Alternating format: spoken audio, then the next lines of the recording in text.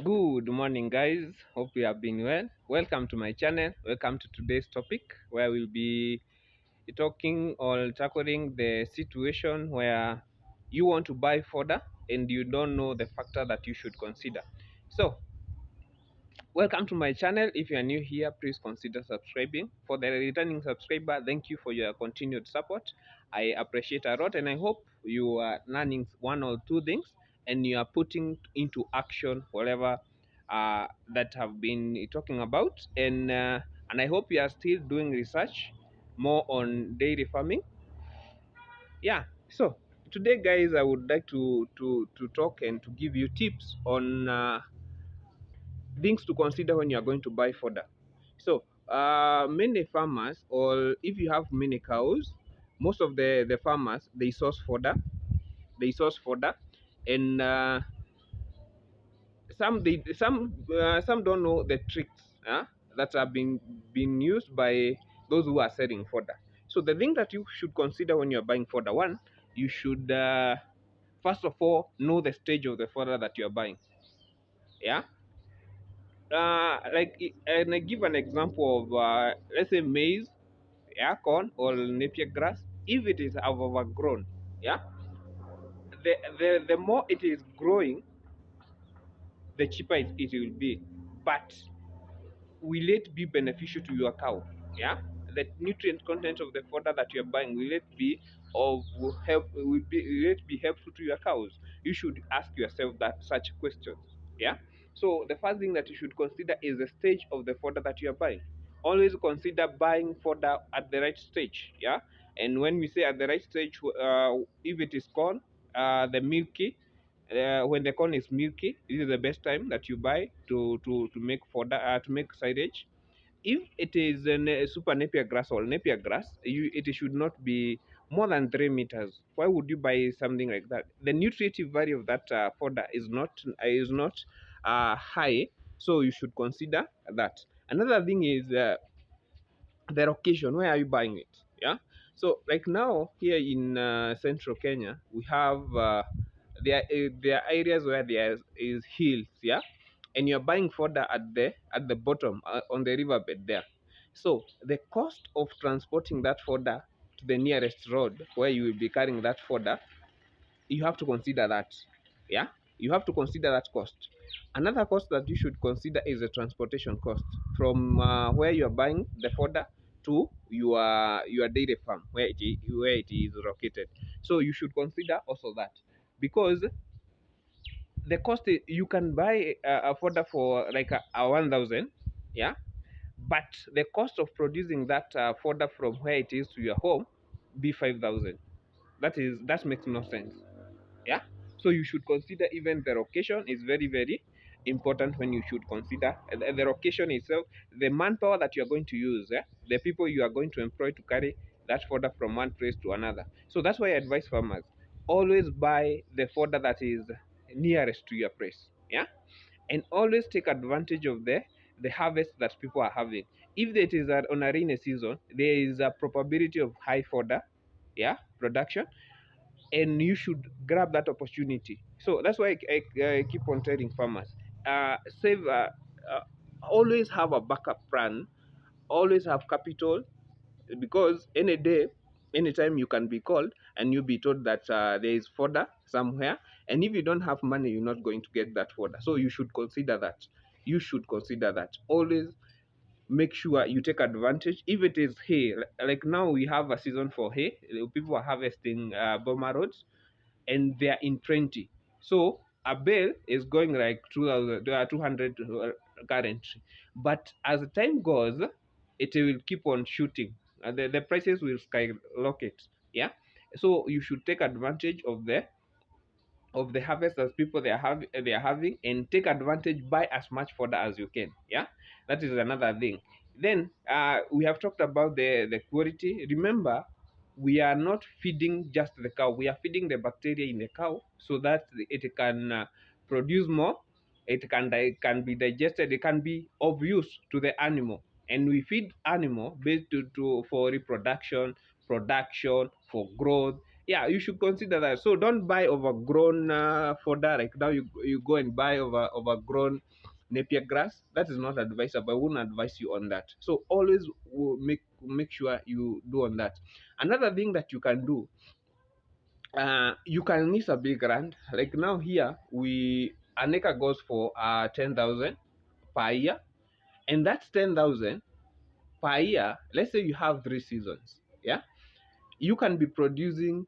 An acre can produce 10 acres of silage. Yeah, and 10 acres of silage, depending by the numbers of the cow that you have, it can take you for some months. Yeah, so that 10K is not a big amount of money, as you can budget and see what you should do.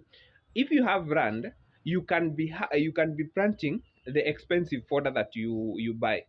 Yeah, so that then you will be buying the cheaper fodder. Like now you can be planting corn and you be sourcing napier grass somewhere else. Yeah, so you should always watch on that, guys. You should always watch on that. Be alert, uh, be aware of availability of fodder. Yeah, always take advantage of the season. If you're having a bumper harvest, you take advantage of the season, so that you can minimize the cost of buying, yeah, production and all that. So guys, watch on that. So for those who are upcoming dairy farmers, most of them, they don't have idea, because there's no need you buy fodder for so much cost and the production of your cow is less. You'll be doing zero business. And we are in dairy farming because of passion, and we are in dairy farming because of cash. We want, as a business, we want to make it as a business. So guys, you have to watch on that. You have to watch on that, because at the end of it all, you need money, you need capital.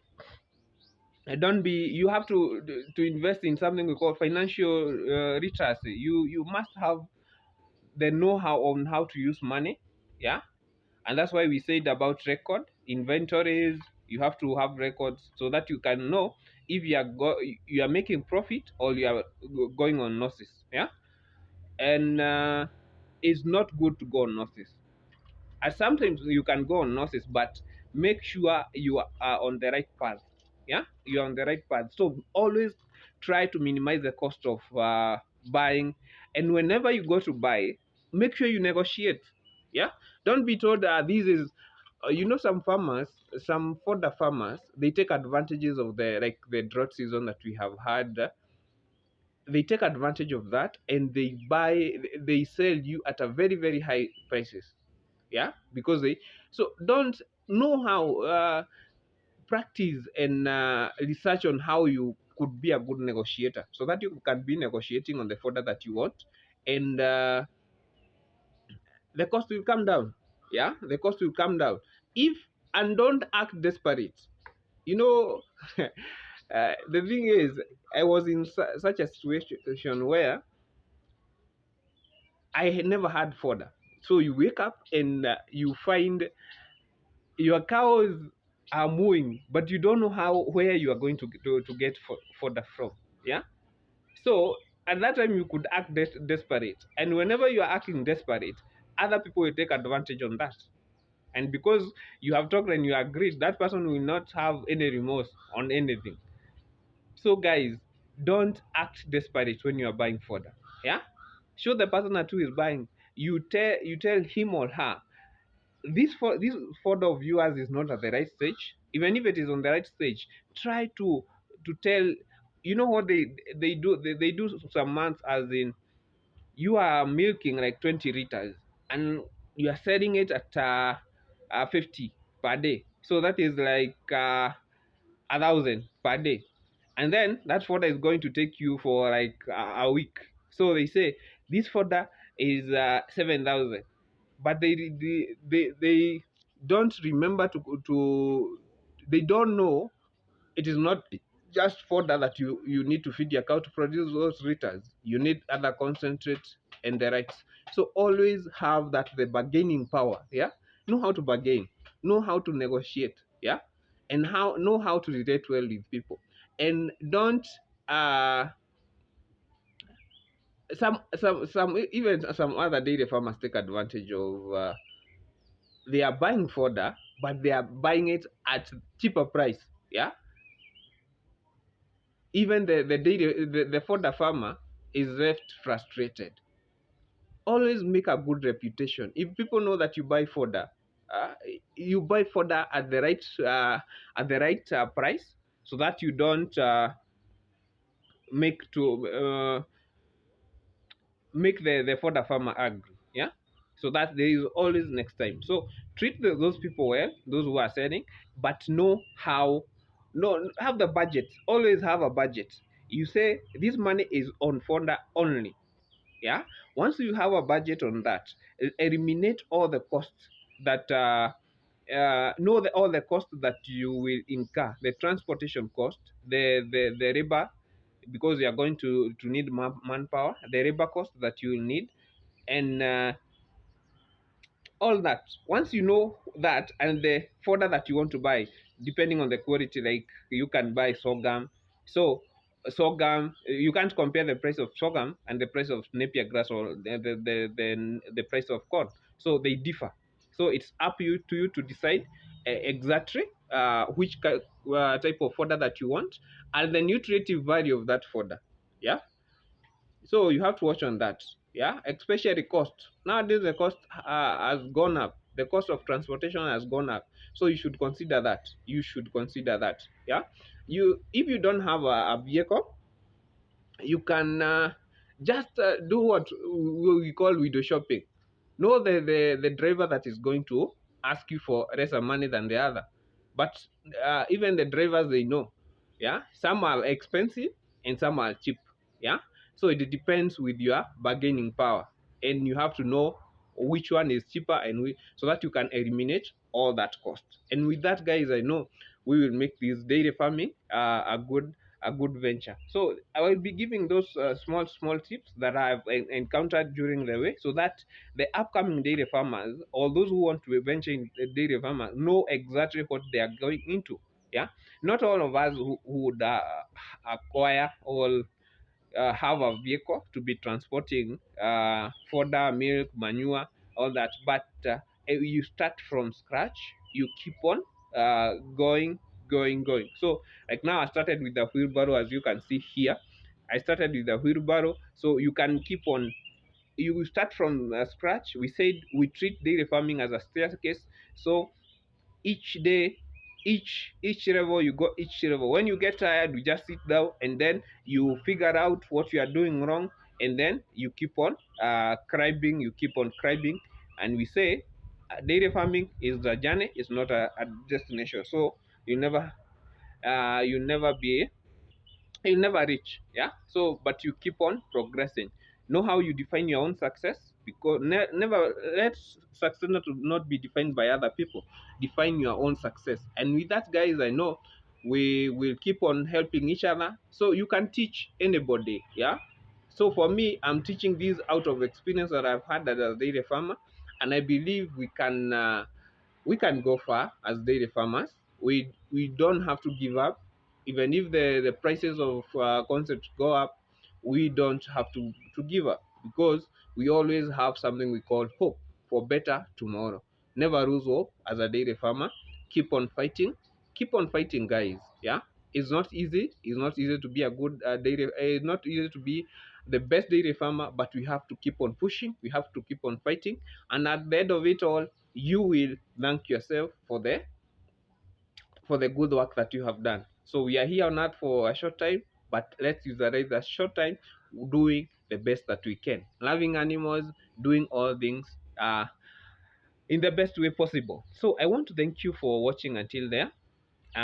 Whenever I get a tip that I would be sharing with you guys, I will definitely share. I will definitely upload that video, and I hope you will keep enjoying my videos, and I hope you are learning something out of this. So make action, take action on whatever I say, and you see it will work. It has worked for me, and I believe it can work for anyone else. So thank you for watching.